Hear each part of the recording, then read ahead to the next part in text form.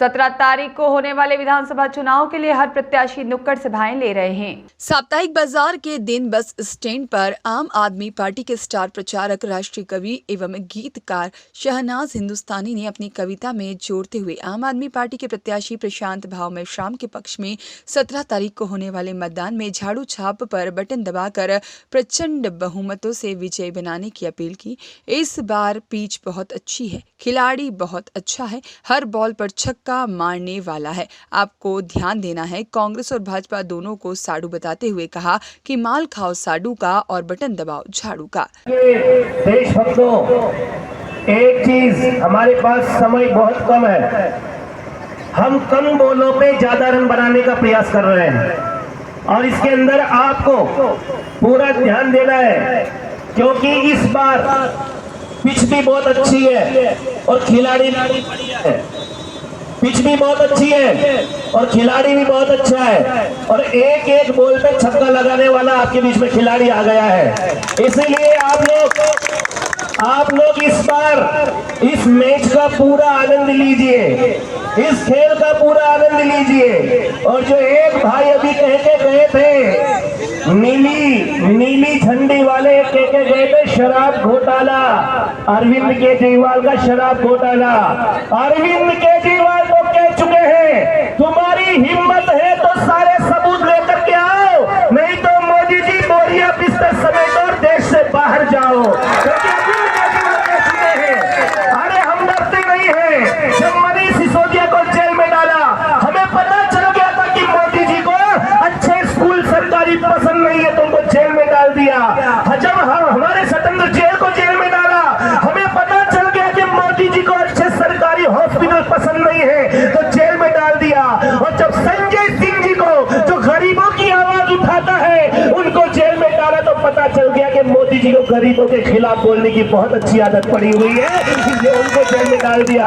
और आज जब मोदी जी को पता चल गया कि 2024 से पहले ये 2023 सेमीफाइनल है और सेमीफाइनल आम आदमी पार्टी जीत रही है, तभी तो 24 में मोदी जी का बोरिया बिस्तर बिकने वाला है और मामा जी का भी बोरिया बिस्तर समेटने वाला है। तो आज वो ईडी के द्वारा अरविंद केजरीवाल जी को नोटिस भेजते हैं और अरविंद केजरीवाल भी कहते हैं कि मैं तुम्हारी ईडी के दफ्तर नहीं आऊंगा, क्योंकि तुम्हारा जो नोटिस है वो ही गैर कानूनी है। इस देश के अंदर तुम अराजकता फैला रहे हो, इस देश के अंदर, इस देश के आजाद देश के अंदर बोलने की आजादी छीन रहे हो। ऐसे हालात में अगर कटंगी को एक ऐसा शेर मिलता है जो आपके लिए लड़ने मरने को तैयार है, जो किसी पावर में नहीं होता है तो भी एम्बुलेंस चला देता है, यह कहते कि पावर में आ जाऊंगा तो स्वतंत्र जेल की तरह शानदार सरकारी हॉस्पिटल बना दूंगा,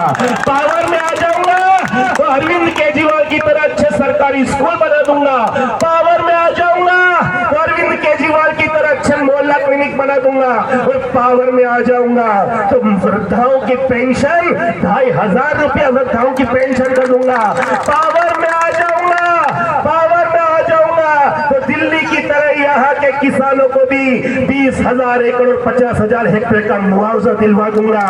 पावर में आ गया, पावर में आ गया तो दिल्ली की तरह, पंजाब की तरह यहाँ भी अगर कोई आपके मेरे घर से कोई सैनिक शहीद होता है तो अब तक उसको कुछ चंद कागज के टुकड़े और एक सिलाई मशीन दी जाती थी, लेकिन केजरीवाल की तरह यहाँ भी अगर कोई सैनिक शहीद हो गया आता है तो उसके परिवार को 1 करोड़ रुपए का चेक दे करके घर पे हम आएंगे। पावर की बात है, अगर अच्छे पावर की बात है, अच्छे पावर के साथ काम करेंगे, अच्छी नीयत के साथ काम करेंगे। दोस्तों, हम एक ही चीज कहते हैं, बीजेपी कांग्रेस के लोग आपके पास वोट मांगने के लिए आए, उनसे सवाल जरूर करना और सवाल करना कि केजरीवाल का जैसा मॉडल दे सकते हो तो हम वोट दे देंगे। पर बीजेपी के पास भी कोई जवाब नहीं, कांग्रेस के पास भी कोई जवाब नहीं, वे केवल जीतने के चक्कर में उधर से इसको खड़ा कर दिया, उधर से इसको खड़ा कर दिया, उधर से इसको। मेरे युवा साथियों, मेरे बुजुर्ग और व्यापारी बंधुओं और तमाम मेरे फुटकर जो व्यापारी है, सबको मेरा नमस्कार।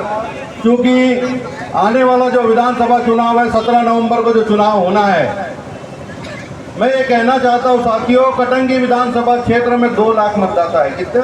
2 लाख मतदाता होने के बाद भी कटंगी विधानसभा से 2 आदमी बीजेपी और कांग्रेस को नहीं मिले साथियों। जिस व्यक्ति का वोट ही हमारे विधानसभा में नहीं, वो हमारा प्रत्याशी नहीं हो सकता। जिसका मत हमारे विधानसभा क्षेत्र में नहीं है, वो हमारा प्रत्याशी नहीं हो सकता। हम ऐसा प्रत्याशी को चुने जो अपने विधानसभा क्षेत्र का हो। हमें बाहर के प्रत्याशी को झाड़ू मार के बाहर ही करना है साथियों, ये हमको कहना है। और मैं ये फिर से कहना चाहता हूँ कि अरविंद केजरीवाल जी ने जो भरोसा मुझ पर दिखाया है, जो प्यार और आशीर्वाद उनका दिया है, ये तमाम मेरे युवा साथी, मेरे बुजुर्ग पितालियों, आप सबका आशीर्वाद अगर मुझे मिला तो निश्चित ही यहाँ की शिक्षा व्यवस्था, यहाँ का रोजगार पूरा बदल ही करके जाएंगे साथियों कटंगी से। क्योंकि आने वाले 20 सालों से भाजपा की सरकार है। लाडली बहना अभी याद आया 20 साल बाद, वो भी चुनाव के 2 महीना पहले। अरे आज तक कहाँ गए थे मामा? पहले भी देते थे जब से आपकी सरकार बनी थी। हम ये कहते हैं हमारी बहनों को 1000-2000 रुपये मत दे मामा, उस बहन के बेटे को नौकरी दे दे ताकि हमारे युवा साथी का उद्धार हो जाए। अगर वो हमारे बहन के बेटे को नौकरी दे देता, आज इस मध्य प्रदेश में भी रोजगार की बाहर आ गई होती। लेकिन भाजपा सरकार ने 18-20 साल से शोषण के अलावा कुछ नहीं किया साथियों। और जो वर्तमान में कांग्रेस और बीजेपी के दोनों कैंडिडेट है, वाराणसी वाले भगाते तो कटंगी आ जाते हैं। और कटंगी वाले कुछ लोग ऐसा है कि उनके पीछे लाइन लगा के खड़े हो जाते। अरे उनकी पार्टी है क्या? एक बीजेपी का नेता कांग्रेस का काम करता है जिला पंचायत में, और जो बीजेपी का सालों से नेता रहता है, जो कांग्रेस को गाली बकता है, इसको कांग्रेस अपना उम्मीदवार बना देती है साथियों। ये अन्याय और अत्याचार कटंगी की जनता के साथ हो रहा है। हम सबको मिलकर के इसका जवाब देना है। और आने वाली 17 तारीख को झाड़ू छाप पर बटन दबाकर आम आदमी पार्टी को विजय बनाना है साथियों। मैं आप सबसे ये कहना चाहता हूँ, आज अगर कटंगी में कभी किसी को जरूरत पड़ी तो उमरी सबसे पास में जा साथियों। जो नेता, जो विधायक और सांसद रहे हमारे बोसी भाव, हमारे क्षेत्र के लिए कुछ किए क्या? आप तक एक आध रोजगार खोले क्या? कटंगी से जो विधायक है वो जनता के बीच में गए क्या? जिसको उम्मीदवार बनाया वो गए क्या? फिर ऐसे लोगों को झाड़ू मारने का समय है साथियों। झाड़ू लगाओ और बाहर भगाओ। दीपावली का समय है, आने वाले समय में घर की भी सफाई होती है, क्षेत्र की सफाई कर दो साथियों।